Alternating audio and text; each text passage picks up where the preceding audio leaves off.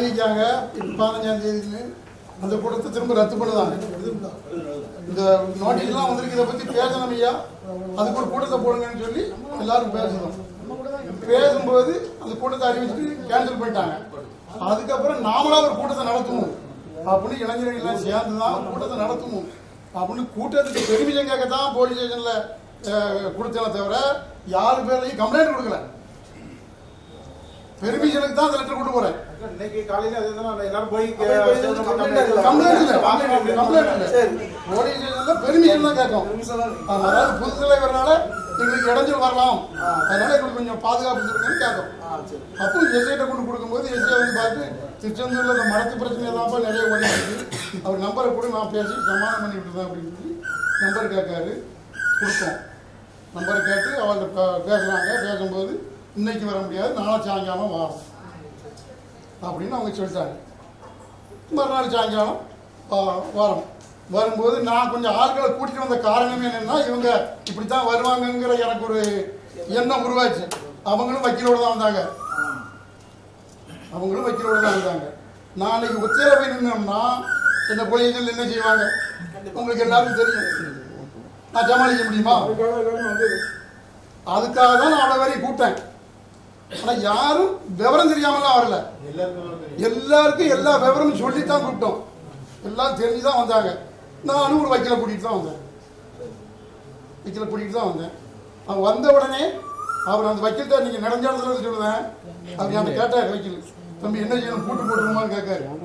என்ன அது செய்யக்கூடாது, இவர் மடத்துக்கு நிர்வாகம் பண்ணக்கூடாது, மடத்தையும் கூட்டக்கூடாது, அதுக்கு தகுந்தால பேசுங்கன்னு அவர்கிட்ட சொன்ன வார்த்தை சொல்லித்தான் போய் அவரை கூட்டுவார்.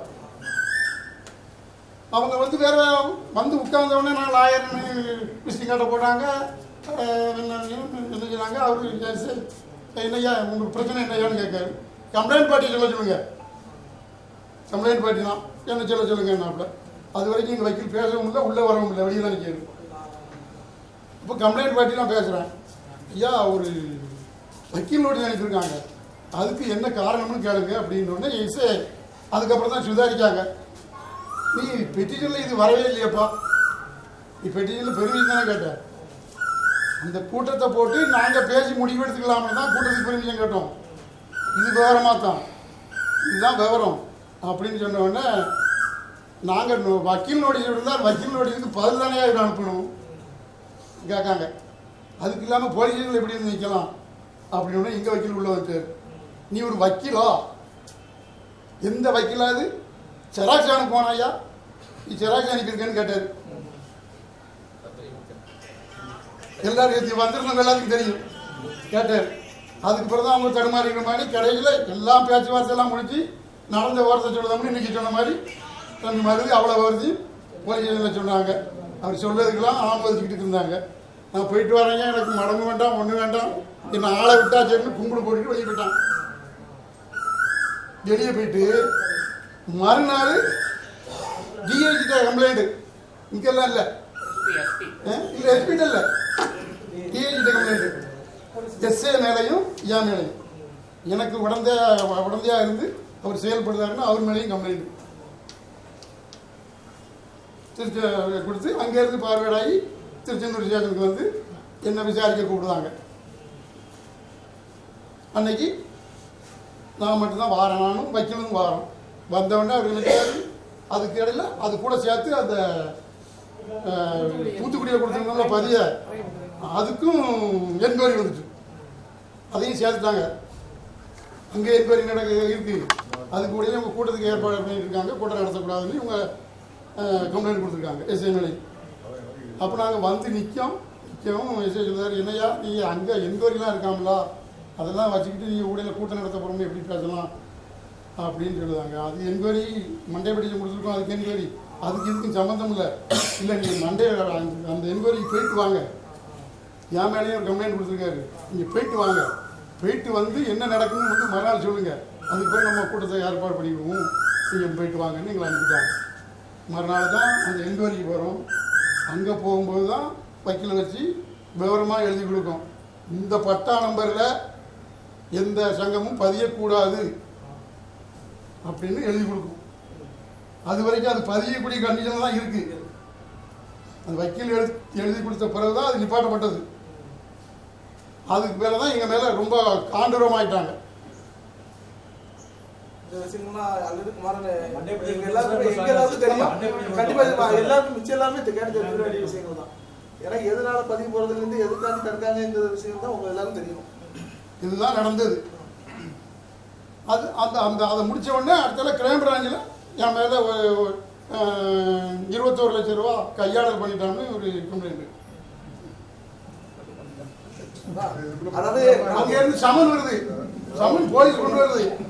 அந்த சமனை வாங்கிக்கிட்டு நான் வக்கீல் என்கிட்ட முதல் நாளே சொல்லிட்டாரு, தம்பி இந்த நோட்டீஸை பார்த்தோன்னே சொல்லிட்டாரு, உங்களை பாடாப்படுத்தி போடுவார், இது உறுதி, நீங்கள் பொறுமையாக போகணும்னு நினைக்க அது நடக்காது, நோட்டீஸை கொண்டு வாங்க, நானும் எழுதி தரேன், நீங்கள் கொண்டு போங்கன்னு அன்னைக்கே சொல்லிட்டாரு. இவர் மனதெல்லாம் இதுதான், இவரை பிடிச்சி வச்சுக்கிட்டு போனா தான் கதை நடக்கும்னு அன்னைக்கே சொல்லிட்டாரு. அதையும் நான் இளைஞர்கிட்ட சொல்லிலாம் பார்த்தேன். அவங்க அதில் உடன்பாடு இல்லை, அது வேண்டாம், நம்ம அப்படி போகக்கூடாதுன்னு தம்பி ரொம்ப இல்லை ரொம்ப வந்து எடுத்தாப்பு. திரும்ப அங்கே போயிட்டு இங்கே போயிட்டு திருச்செந்தூருக்கு வர என்ன எப்படி போட்டு நான் அழைஞ்சிட்டேன்னு சொல்லல இல்லையா. அதுக்கு பிறகுதான் இதுக்கு முடிவு வக்கீல் சொன்ன மாதிரி பிடுங்கினா தான் சரி அவருக்கு பூட்டினேன். அதுக்கு பிறகு தான் பூட்டினேன். பூட்டும்போது யாருமே இல்லை, நான் தான் பூட்டிட்டு போகிறேன். 3 நாள் வரைக்கும் யார் பூட்டினான்னு தெரியாது, யாருக்கும் யாருக்கும் தெரியாது.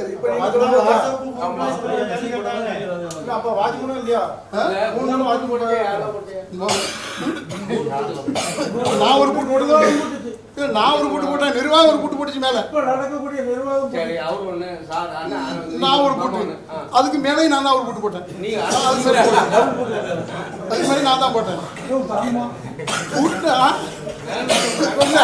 இல்ல கடையில என் மாப்பிள்ளை சொல்லிட்டான். என் மாப்பிள்ளை என்ன சொன்னா, திருச்செந்தூர்ல யாரும் வேண்டுதல் இருந்தா ஒரு பூட்டு போட்டு போங்க, ஏன் பழிக்க முடியும்.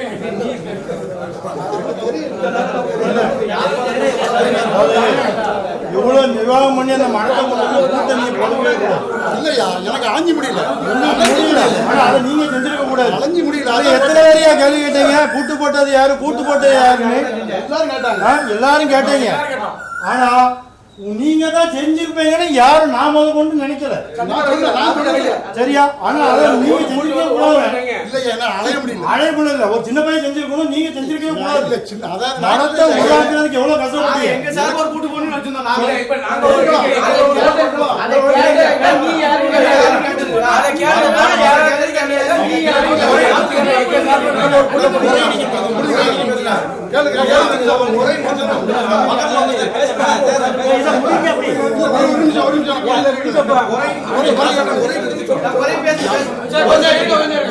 யாருக்கும் தெரியாது நான் பூட்டு போட்டது. 3 நாளா தேடி அலைதாங்க, யாருக்கும் தெரியாது. நானா தான் அப்புறம் பார்த்தேன், 3 பேர் மேல கம்ப்ளைண்ட் கொடுக்காங்க, 5 பேர் மேல. ஆனா பூட்டு வாடகை உடஞ்சாச்சு, 3 நாளுக்கு சொல்லு கேட்டு தம்பி, 5 பேர் மேல கம்ப்ளைண்ட் கொடுக்காங்க. அப்போ நான் பார்த்தேன், என்னால தம்பி சொன்ன மாதிரி அடுத்தவனை பாதிக்கப்படக்கூடாது, நான் தான் போட்டேன். உன் மேல கம்ப்ளைண்ட் கொடுத்தா என்ன அர்த்தம்? தப்பு. அது கிடையாதுயா, நான் தான் போட்டேன், என்ன செய்யணும்யா? நான் தான் சொன்னேன். அன்னைக்கு பூட்டை உடைச்சாங்க, பூட்டை உடைச்சி 11 மணிக்கு பூட்டை உடைச்சாங்க, 11:30 நான் மனத்துக்கு வந்துட்டேன். நீங்க உடைச்சா வேற ஆள் உடைச்சா? அவங்க தான் உடைச்சாங்க, நான் உடைக்கல. அவங்க தான் உடைச்சாங்க, அவங்க தான் உடைச்சிட்டு 11:30 நான் முன்ன வந்துட்டேன். அன்னைக்கு எல்லாருமே ஒரு பஞ்சு நடக்கு, குமாரி மாதிரி எல்லாருமே கூட்டிட்டு போய் வாங்க ஐயா என்னன்னு கேட்போம்னு கூப்பிட்டு வந்துருக்கேன். கூப்பிட்டு வந்து வாட்ச்மேனை கூப்பிட்டு, இப்போ கூட்டு போட்டதில் எல்லாருக்குமே உடன்பாடு இல்லை, நீங்கள் உடைச்சிட்டே, அதை பற்றியும் தப்பு இல்லை, இனி எந்த ஃபங்க்ஷனும் நடக்கக்கூடாது, எனக்கு முடிவு தெரிஞ்சு தான் ஃபங்க்ஷன் நடத்தணும். அதனால உங்கள் ஆட்களை கூப்பிடு, உங்கள் தலைவரை கூப்பிடு, பேசிக்கிடுன்னு சொல்லி இல்லையா. இதான் நடந்து. எல்லாரும் அன்னைக்கு 6 மணி வரைக்கும் இருக்கும். இவரு போன போட்டு பார்த்தாரு, யாரும் வரல. அப்போ எப்போ நீ இருந்துக்கோ, உன்னை நான் வெளியே போய் சொல்ல தயார் இல்லை, மரத்தை நீ பார்த்துக்கோ, நாங்கள் கிளம்புவோம் அப்படின்னு. அப்புறம் நான் மட்டும் பஞ்சனுக்கு இடம் கொடுக்கக்கூடாதுன்னா அப்புறம் நான் மட்டும் இருந்து நினைச்சியா, நானும் போகிறேன் அப்படின்னா அப்படி போய்யா அப்படின்னு சொல்லிட்டு அவனும் பூட்டிட்டு கிளம்புவான். இவன் கிளம்பும் போது தான் நான் மேலே 3வது கூட்டை போடுவேன். அவங்க கையில் ஜாதி இருக்கு, நம்ம கையில ஒன்று இருக்கட்டும் தான் 3வது கூட்டை போடுவேன். இல்ல மூணாவது கூட்டு போட்டது இல்லையா அன்னைக்கு இந்த சம்பவம் ஆகல. நீங்க நடக்கிற கதையை பேசுறேன்.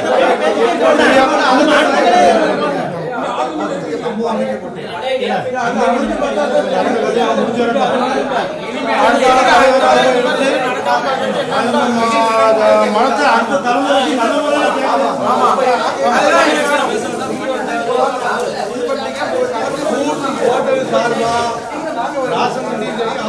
தப்புதான் அப்படின்னு சொல்லி அந்த இடத்துல நான் சொன்னேன். நான் இருந்த நேரில் இருந்தேன். என்ன நீங்க பண்ணது தப்பு. சிவா இருந்தான், 2-3 பேர் இருந்தா, பட்டு இருந்தாப்ல. என்ன 1000 நடந்தாலும் நீங்க இப்போ தாத்தா குட்டி என்ன சொன்ன மாதிரி 1000 இருந்தாலும் நீங்க இதை செஞ்சிருக்க கூடாதுன்னு சொல்லி நான் தான். அதுக்கப்புறம் மேல் கூட்டு பார்த்தது வந்து தூத்துக்குடி ஆனந்தன். மூணாவது கூட்டு போட்டது வந்து தூத்துக்குடி ஆனந்தன். மூணாவது கூட்டு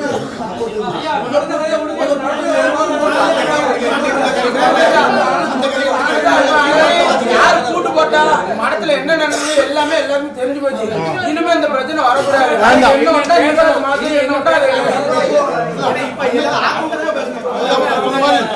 கூட்டு போட்டோம், கூட்டு ஓப்பன் ஆகிட்டு மடமும் திறந்தாச்சு, எல்லா கதையும் நடந்தாச்சு.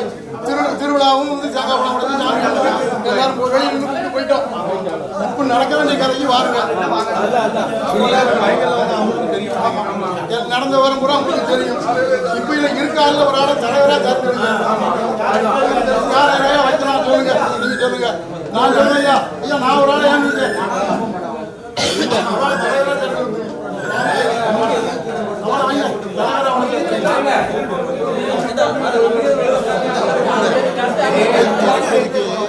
இல்ல யாருக்குமே உடன்பாடு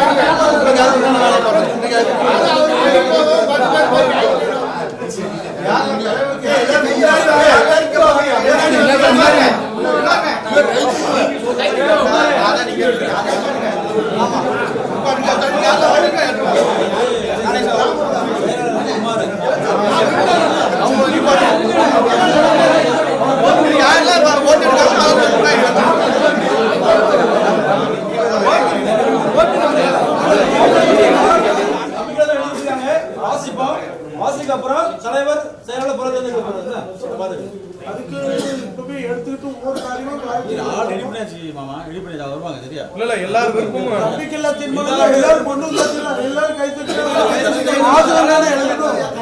வாசகம் தானே எழுதுறீங்கல்ல.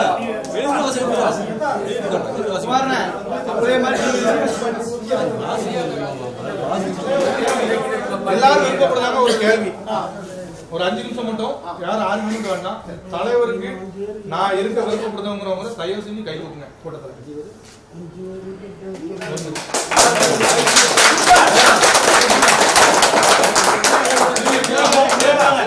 முன்னாடி வந்துருங்க. நீங்க முன்னாடி வந்துருங்க. தலைவரா இருக்கிறவங்க சொல்றது முன்னாடி தலைவர் வேற நீங்க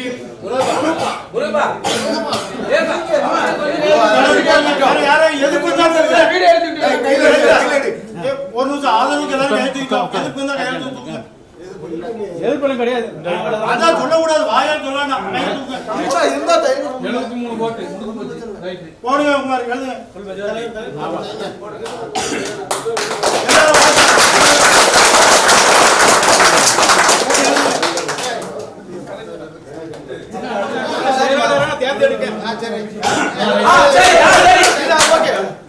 எனக்கு விருப்பம் குமார் வரணும் விருப்பம். இல்ல நான் வரல.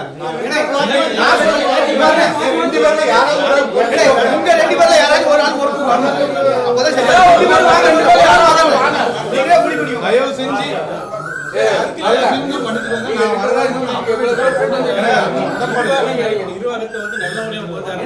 ஒரு ஆள் நீங்க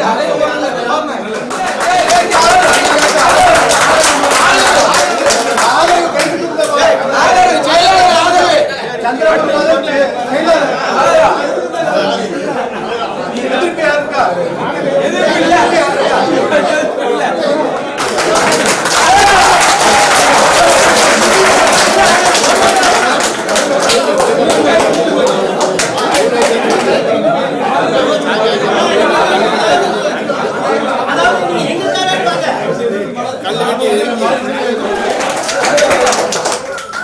ஆதரவு எத்தனை பேரு?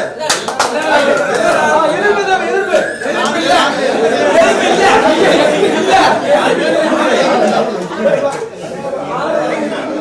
கொஞ்சம் எல்லாரும் கொஞ்சம் உட்காருங்க, எல்லாரும் கொஞ்சம் உட்காருங்க. கார்த்திகை காத்தாடுங்க.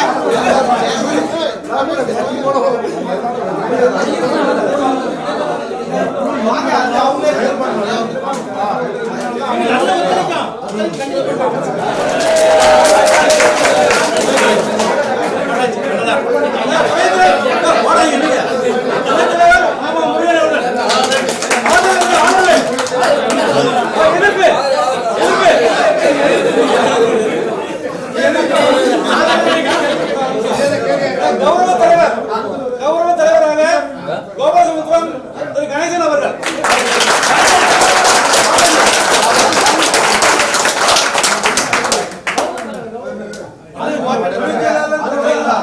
ஆதரவு ஆதரவு எதிர்ப்பு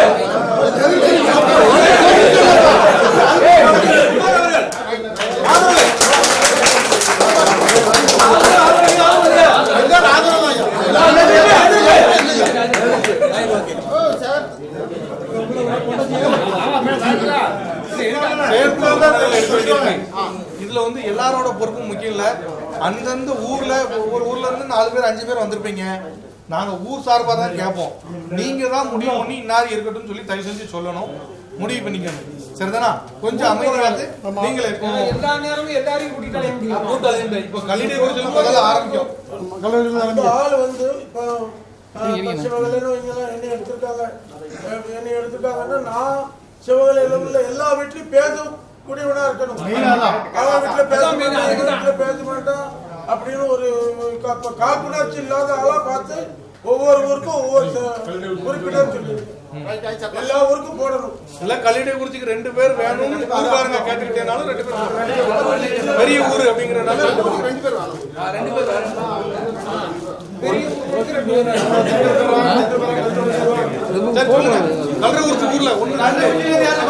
வேற யாரு?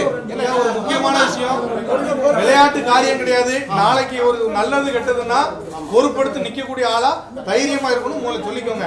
சும்மா அதாவது என்ன, நான் கோவத்துல அதுக்காக சொல்ல வரல. பொறுப்புன்னா பொறுப்பா இருக்கணும். முக்கியமா பாத்துக்கோங்க. எனக்கு என்னன்னு அதை பாத்துக்கோங்க. ஊர்ல நடக்கிற நல்ல விஷயங்கள் கெட்ட விஷயங்களும் அவங்க தான் பொறுப்பாங்க. அது மெயின். மண்டபத்துல ஒரு ஃபங்க்ஷன் வேணும், இந்த ஊர்ல இருந்து இன்னைக்கு நிச்சயம் பண்ணா அவங்க மூலமா தான் இங்க வரணும். அதுக்கு தான் பொறுப்பாளரே போடுது. ஃபர்ஸ்ட் இவங்கிட்ட நான் சொல்லிட்டேன், இவரு சொல்லாம விட்டுட்டாரு, அந்த பேச்சே இருக்க கூடாது. பொறுப்பாளருங்கிறது அதுக்கு தான். அதனால கூப்பிட்டா வர மாதிரி ஆளா சொல்லுங்க. சொல்லுங்க. 70 குடும்பம் இருக்க ஒரு ஊர்ல 10 மணிக்கு கிளம்ப கூட நம்ம எத்தனை மணி வந்து நிற்கும்? அது சொல்ல வேண்டாமா? 2 மணி வந்து நிற்கும் மத்திய சாப்பாடுக்கு. அது உங்க ஊர்ல போய் வச்சுக்கோங்க. நாங்க கேட்க போய் சொல்லுங்க. சரியா? சாப்பாடு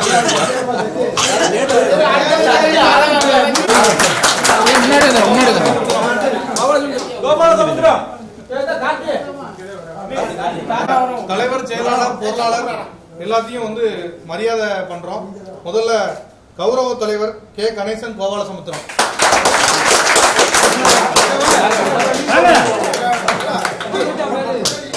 முன்னாடி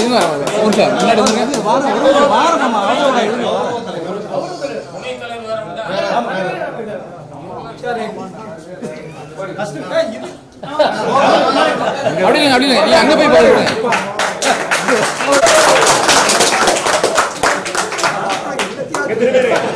அப்படிங்க பாருங்க பாருங்க பாருங்க. அப்படி இல்லைங்க அப்படி இல்லைங்க. அது இருங்க, சாலை பிடிச்ச மாதிரி இருங்க.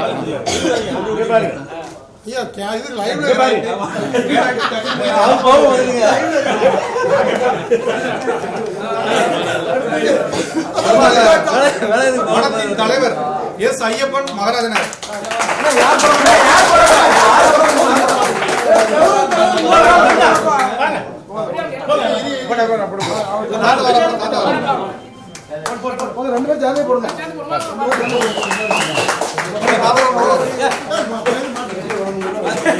அப்படி இல்லைங்க அப்படி இல்லைங்க அப்படியா போடுங்க போடுங்க.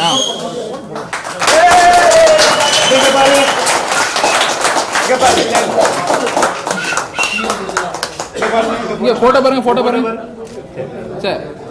அடுத்ததாக தலைவராக தேர்ந்தெடுக்கப்பட்ட திரு ஐயப்பன் அவர்களுக்கு நமது மேலச்செவல் பாபு அண்ணன் அவர்கள் கௌரவம்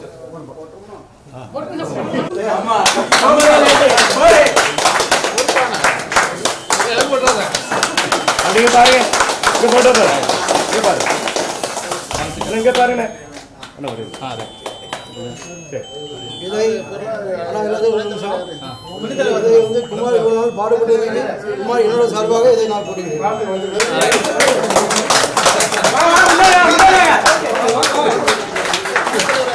பாருங்க இது 1001 ஒரு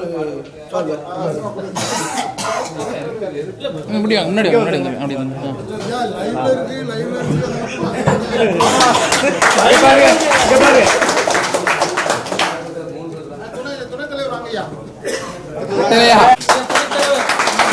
பாருங்க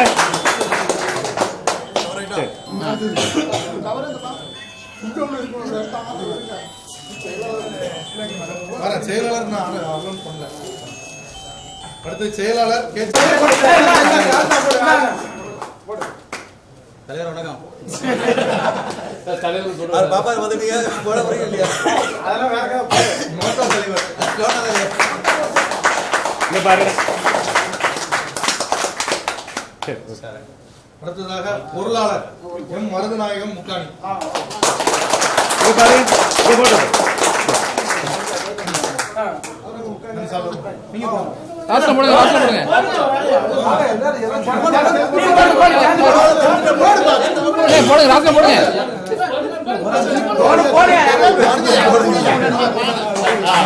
இங்க பாருங்க. இங்க பாருங்க. எல்லாரும் என் மேல நம்பிக்கை வச்சு எடுத்ததுக்கு ரொம்ப நன்றி. பேசும்.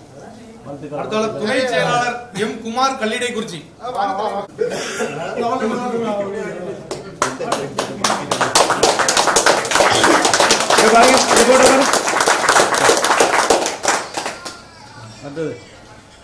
அவ்வளவுதான். செயற்குழு உறுப்பினர்கள் வந்து பேர் வாசிச்சிருந்தோம்.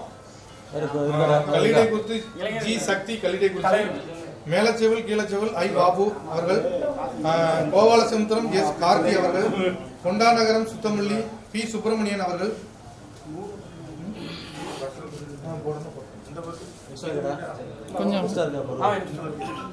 அடுத்தால குறிச்சி வந்து 2 பேர் பொறுப்பு கொடுத்திருக்கு. ஒன்னு ஆயிரத்தண்ணன் அவர்கள், இன்னொன்னு இ சுந்தரவேல் அவர்கள். சரிதானா?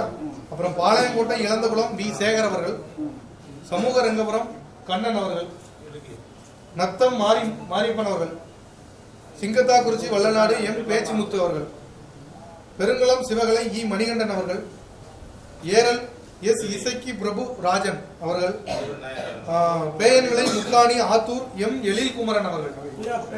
ஆத்தூர் முக்காணி சேந்தமங்கலம் 3க்கு தான் அப்படி போட்டு சரி, சேந்தமங்கலம் சேர்த்துருக்கோம். அதான் இந்த 22 கிராமத்துல 3 ஊர். சரி சரி சரி.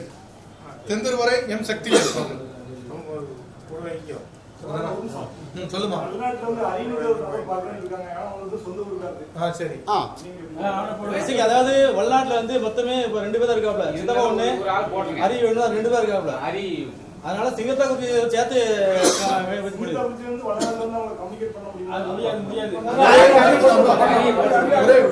நிறைய ஊர் அப்படிதான் இருக்கு.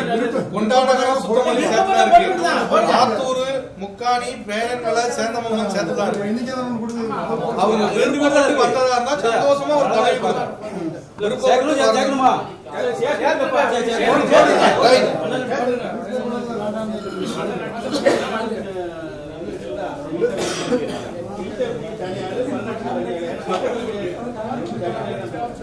ஒரு நிமிஷம். படத்தை நல்லபடியாக மீட்டு அடுத்த தலைமுறை கொண்டு செல்வதற்கு நாங்கள் பணி செய்திருக்கோம்.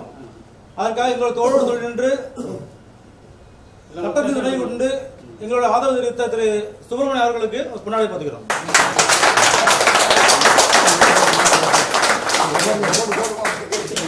வேற ஆள் இருக்கா?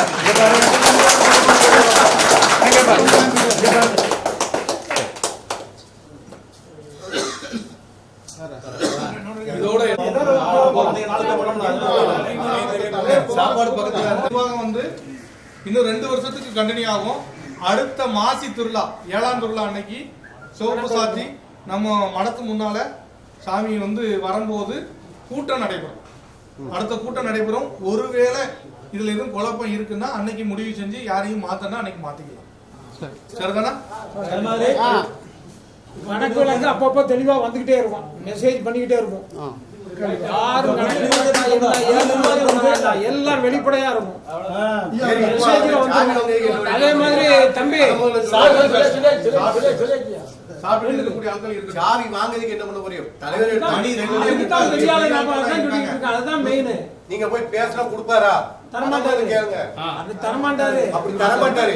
இப்போ இந்த கூட்டுக்கு மேல இன்னொரு கூட்ட கொடுங்க. போலீஸ் ஸ்டேஷன்ல சாவி செலவு சாப்பாடு செலவு சேர்த்து இன்னைக்கு வந்த ஆளுக்கு ஒரு 100 ரூபா போடுவோம். போட்டு இதை மேனேஜ் பண்ணுவோம். சரியா? முருகமாமா 500 கொடுத்துருக்காப்ல ஃபர்ஸ்ட் இது. சரியா? யார் வேணா கொடுக்கலாம். ஆளுக்கு 100 ரூபா போட்டாலே போதும். அவங்களுக்கு விருப்பப்பட்டது கொடுக்கணும். ஆமா போ கொடுத்துருக்காங்க. சரி, கணக்கு எடுத்து ஒரு நிமிஷம் எல்லாருங்க. தம்பி புதுசா தான் பொறுப்பெடுத்திருக்கான். அவன் ஒரு சின்ன பிரச்சனைனாலும் அவன் சின்ன பையனா எந்த போன் குடிச்சுக்கிட்டு வச்சுக்கிட்டு பேச பொங்கல் போன் பண்ணாலும் பேசணும். என்ன வரது எல்லாத்துக்கும் பொறுப்பு சமுதாயத்துல வராங்களா அந்த கூடக்கு தங்குறது தப்பு கிடையாது. ஆனா மனத்துக்குள்ள எக்காந்து கொண்டு மதுவுக்கு அளவுலே கிடையாது. எவனாட்டு தண்ணி அடிச்சோ இல்ல தண்ணி அடிச்சு உள்ள வந்து பண்ணீங்களா அவரை கடுமையான முறையில தண்டிக்கப்படுவார். அதே சொல்லிடலாம். ஐயா கொஞ்சம் கவனிங்க. ஒரு நம்ம மடத்தை நிர்வாகம் பண்ணணும்னா வெளியில வாடகைக்கு கொடுக்காம அவங்க இருக்கவும் முடியாது. ஒரு ஆளை சம்பளம் போட்டு உட்கார்னா குறைஞ்சது அவருக்கு 10,000 ஆட்டும் சம்பளம் கொடுக்கணும். கரண்ட் பில்லு 2,000 ரூபா வருது மாதத்துக்கு கணக்கு பண்ணோம்னா. அப்போ ஒரு 15,000 ரூபா மினிமம் வச்சு விடுவோம். இதுக்கு நம்ம கண்டிப்பாக வாடகை கொடுத்தா ஆகணும். ஆனால் இது எப்படி சாத்தியப்படும்னா நம்ம இனமுறையில் எந்த ஊரில் விசேஷம் இருக்கோ அவங்க முதல்ல தகவல் சொல்லிடணும். அவங்களுக்கு முன்னுரிமை. அது இல்லாத பட்சத்தில் தான் வெளியில் கொடுக்கப்படும். அதாவது குறைஞ்சது ஒரு சின்ன விசேஷம் நடத்துகிறதா இருந்தால் ஒரு 3,000 போடலாம். எதுக்கு நான் ஒரு 500 ரூபா குறைஞ்ச சார்ஜ் கிளீனிங்கில் போயிடும். 500 ரூபா கரண்ட் பில்லுக்கு போயிடும். ஒரு 2,000 இருந்தால் இதை வச்சு அவங்க சம்பளம் கொடுக்கறது வைக்கிறது இப்படி பண்ணிக்கலாம். இந்த 3,000ங்கிறது நமக்கு இப்போ இருக்க தலைமுறையில பெரிய விஷயம் கிடையாது. அந்த 3,000 செலவு தான் வந்துடும். ஆமா, அதான் இது சேராது போடணும். அதனால இந்த 3,000 ரூபா குறைஞ்சு சிம்பிளா நாங்கள் சாப்பாடு தான் வச்சு சாப்பிட்டு தான் போகிறோம்னா அதுக்கெல்லாம் ஒன்றும் கட்டாண்டா. ஒரு பெரிய ஃபங்க்ஷன் டேபிள் போட்டு நம்ம பொங்கி சாப்பிட போகிறோம், கடையிலேருந்து சாப்பாடு எடுத்து பண்ண போகிறோம் அப்படின்னா இது ஒரு 3,000 ரூபா மட்டும் பண்ணுங்க. வேற எதுக்குமே நம்ம பாத்திரம்லாம் இருக்குல்ல, ஃபங்க்ஷன் நடத்தினா 3,000. ஆமா, அப்படி பண்ணிடுங்க. ஒரு பத்திரிக்கை அடிக்காம ஒரு நம்ம சாப்பாடு வாங்கிட்டு வந்து நம்ம தாப்பிள்ளைகளுக்குள்ள வர வச்சு சாப்பிட்டு போறோம். அதுக்கு என்ன செய்யணும்? அதுக்கு காசே வேண்டாங்க. சிம்பிளா ஒரு 50,000 10,000 வரவங்களுக்கு காசு வேண்டாம்.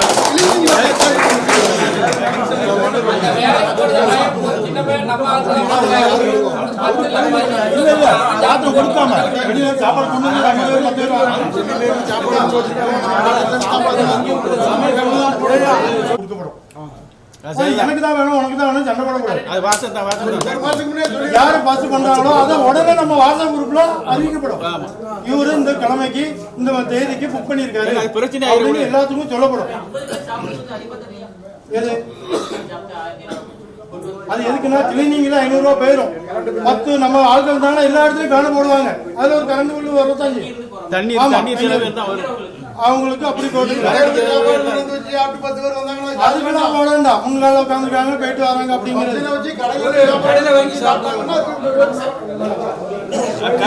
மெயினான ஒரு கதை. நம்ம ஆட்கள் யாராட்டும் உள்ள உட்கார்ந்து மரத்தை பராமரிக்கிறதுக்கு தயாரா இருக்காங்களா? அவ்வளவு வேண்டாம் வேண்டாம் வேண்டாம். குடும்பத்தோட வந்தா மாடியில் தங்கிடலாம். அவர் குடும்பத்தோட இருந்தா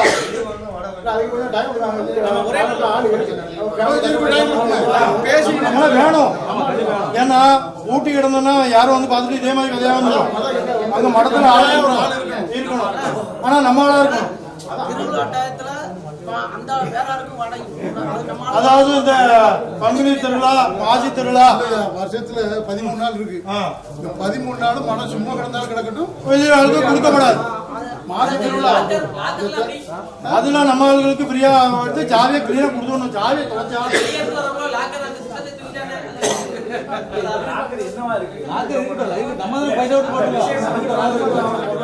ஆமா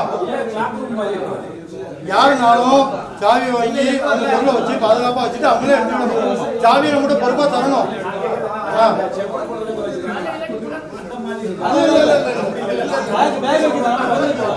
பொருள் வச்சுக்கிட்டு எடுத்துக்கலாம். கீயை தொலைச்சா அது கூட ரூபா அவங்க தான் கொடுக்கணும்.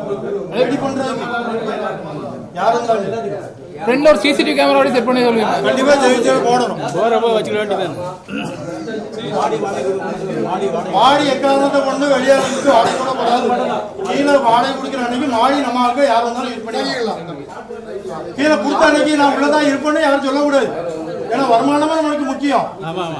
அதனால மாடி அட்ஜஸ்ட் பண்ணி மாடியை தங்கணும். மாடியை நல்ல முறையில பார்த்து சரியான முறையில அதை செயல்பட வைக்கணும். ரொம்ப பெரிய கூட்டம் கொடுக்க முடியாது. தண்ணிலாம் ரொம்ப தட்டுப்பாடு ஆயிடும். இந்த நேரத்துக்கு தண்ணீர் கம்மி தப்பிட்டாங்க. அதுக்கு தனியாக வாங்கி வச்சுக்கணும். 2 மோட்டர் ஓடணும்.